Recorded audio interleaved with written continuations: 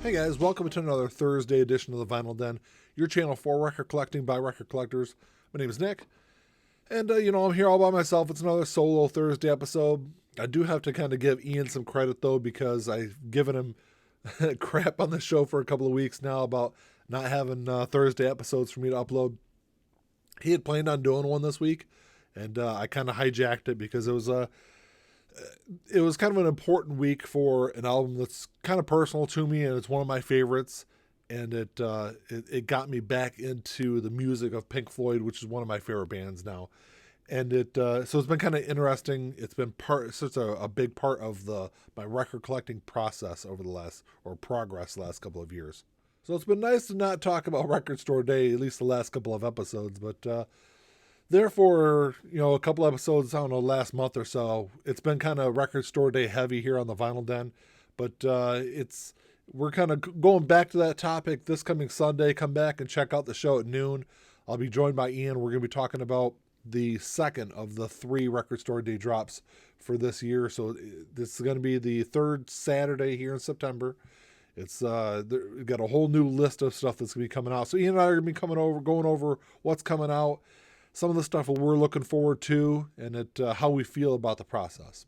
So like I said in the open, I'm going to be talking today about an album that's, really is one of my personal favorites. It's just a fantastic album. It's a beautiful album, and it's one that had a kind of a big milestone this week. And I'm talking about Wish You Were Here by Pink Floyd. It was originally released September 12th, so just a couple of days ago, 1975. So it turned 45 this week. Came out a couple of years before I was born, but it's really interesting. This is my 1975 original U.S. pressing, and I also have the 2016 reissue. You can see it's got slightly different album covers on there. It's just shot on a soundstage in California. And the interesting thing about this album is when they took this photo, the wind was blowing the wrong direction. So they had the two men switch sides. They took the photo and then they reversed the picture. So that's how that picture came to be. I know I've said it before. I was kind of more of a casual Pink Floyd fan growing up. I listened to a couple of songs off Dark Side of the Moon.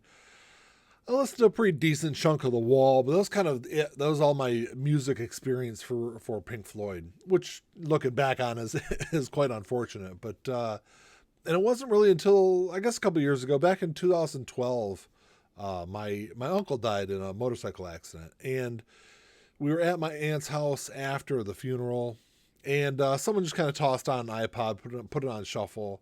And there for a while, I wasn't really paying attention. It was kind of like just background noise. And then all of a sudden, this song came on and like instantly caught my attention. And I was kind of amazed how great the song was. And I really never paid attention to it before. I'm sure I probably heard it before on classic rock stations and stuff like that. But I guess I never really paid attention. And the song is Welcome to the Machine, which is the second song off of Wish You Were Here. And so right away I kind of figured out what it was, and I downloaded that song off of iTunes out of my phone. And I didn't really think much about it there for a couple of months, and then one day I had my phone on shuffle, and that song came on. And I was like, oh, wow, I should probably go back and listen to this whole album.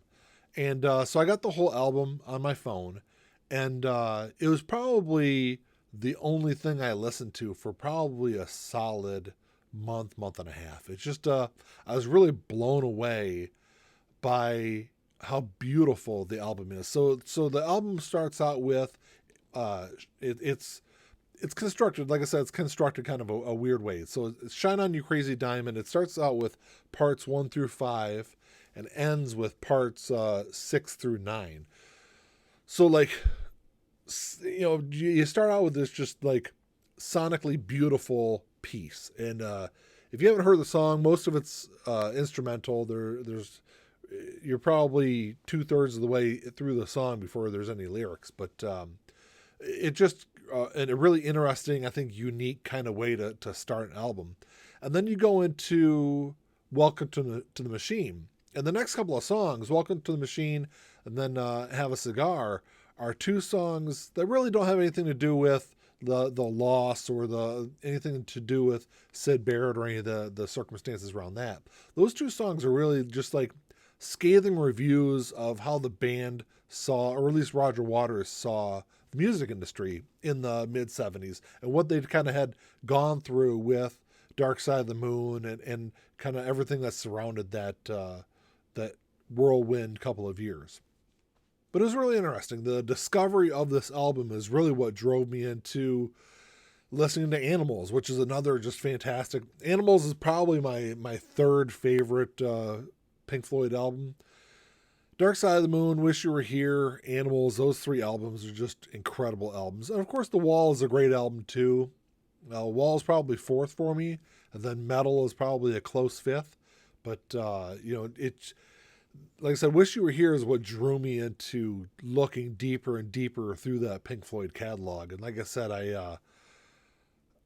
I didn't realize what I've been missing all those years, but it's and Pink Floyd is really now one of my favorite bands. I guess it really depends on really what day it is and musically how I'm feeling. It's either Pink Floyd, Blink-182, or MXPX, one of those three bands. I would say on most days, though, it's Pink Floyd.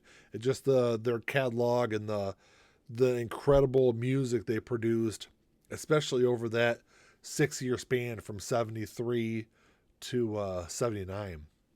With two of those albums that recorded, two of the four albums in that 6-year span are two of the top 10 selling albums of all time. And Wish You Were Here probably isn't too far behind. I want to say it sold 14, 15 million copies. But so this was kind of my entry point getting back into Pink Floyd. Like I said, Have a Cigar is the third song on the album. And Have a Cigar is one of those deep cuts that really it's probably really an underrated, maybe one of the more underrated songs of Pink Floyd's entire catalog. And it's really interesting because it's also the only song from Pink Floyd's catalog that isn't sung by a member of the band. So the band recorded this at the famous Abbey Road Studios, and there was a musician in the room next door. His name was Roy Harper.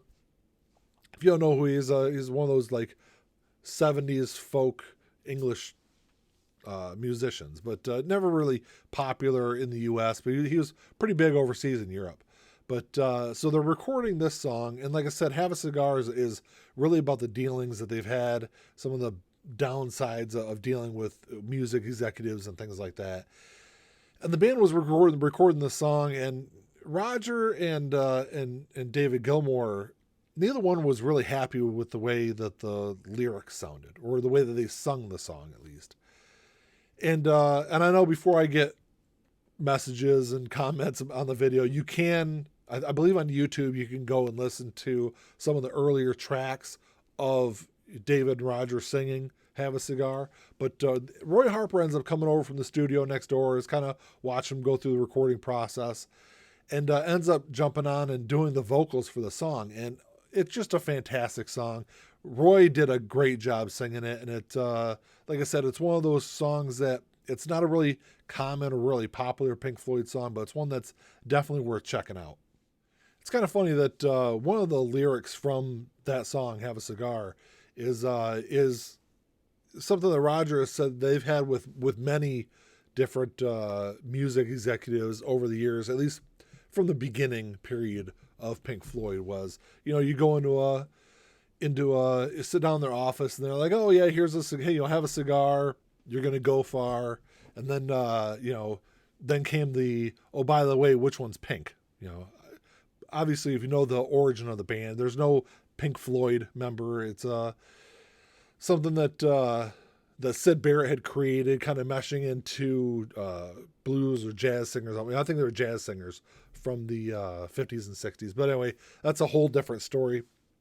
But the line kind of stuck, and it's part of it's probably one of my favorite lines of that song, and it must have stuck with the band too, because when the band released their 40th anniversary box set on CD in 2007, it's titled "Oh, by the way," which I think is pretty funny. But if you haven't seen this box set, it's pretty cool. This is like I said, this came out in 2007, and this is actually pretty easy to find online.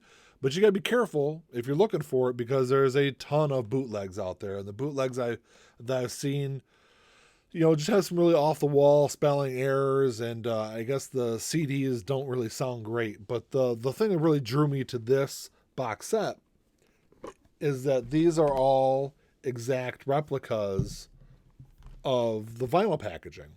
Here's the division bell, right down to the CDs, and I'll pull out the "Wish You Were Here" one because since I'm talking about the album.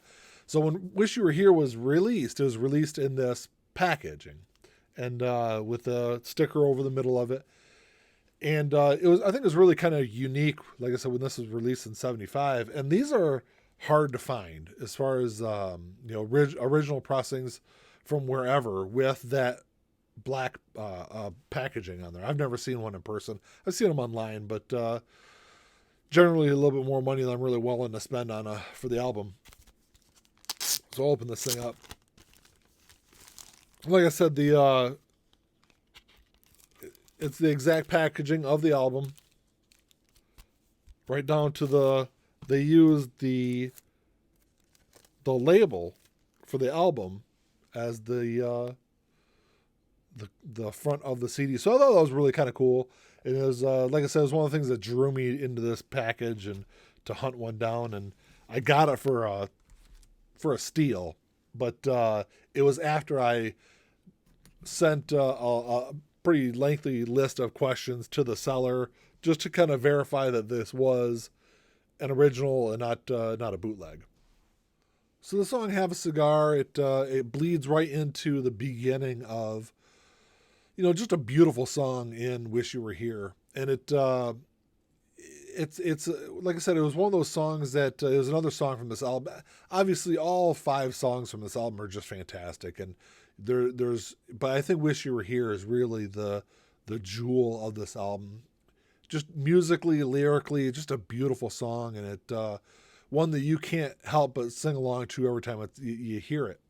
But the really interesting thing was during the recording process of this album, Syd Barrett showed up in the studio, and it had been several years since any of the guys had seen him. I know David and Roger had worked on his 2 solo albums. I think his last solo album came out in '73. So at this point, it was like 2 years since they'd seen him. And in those 2 years, it was such a drastic physical change that Syd had gone through that no one even really recognized him at first. But, they sat and talked to him for a little while, and I think it was kind of an interesting kind of climax to their relationship, because for the most part, it was the last time that most of the guys in the band would see Syd alive. So it's I think it's a fitting tribute to Syd Barrett and what he meant to the band. I know I've seen interviews with Roger where he talked about how there would be no Pink Floyd without Syd Barrett and what he meant to the beginning, but there also wouldn't have been a continuation of Pink Floyd with Syd Barrett. His departure, I think, really changed the band musically, lyrically, obviously, because Syd wrote all the music, and really changed to more of a collaboration there for a little while. They found their sound, and then I think Roger really took over the musical writing. But it's this album is really kind of the I think the end of this, or the beginning of the end of the band. When they started recording "Wish You Were Here," like I said, it was off the heels of this international, hugely widely acclaimed album, "Dark Side of the Moon." And before you guys butcher me or kill me for it, I know it's "The Dark Side of the Moon," but whatever. It's splitting hairs, I think. But anyway, so when they start recording "Wish You Were Here," it took them a while to kind of get into a groove of what they were going to do. And a couple of songs that they had been working on while they were on tour between recording Dark Side of the Moon and when they started "Wish You Were Here," some of those tracks that they had planned on being on the next album, I know they ended up scrapping, and one of them actually turned into "Dogs" off of Animals. But it took him a while to kind of get going. I know that Alan Parsons had decided not to come in and to engineer this album. He was obviously the famous engineer for Dark Side of the Moon. But like I said, it took them a while to kind of get going, and once they did, it all kind of fell together. But I know there was a lot of tension that built up during this recording process between primarily Roger and David Gilmour, and they even had some issues with. I know Nick Mason was going through. I believe this is a period where he was going through his divorce, and there's some other stuff going on inside the band. But I think it was really where it all kind of started pulling apart. Well, that's all I got for you today, guys. Thanks for coming by and listening to me ramble on about an album that, like I said, I really love. It's just a fantastic album, and it's one that's really personal to me. But come back and check out the show. Like I said, this coming Sunday, Ian and I'll be talking a little bit more Record Store Day stuff. But if you enjoyed the episode, definitely give me the old thumbs up. Hit the subscribe button down below. Hit the bell. And that's all I got. Until next time, keep on spinning. Peace.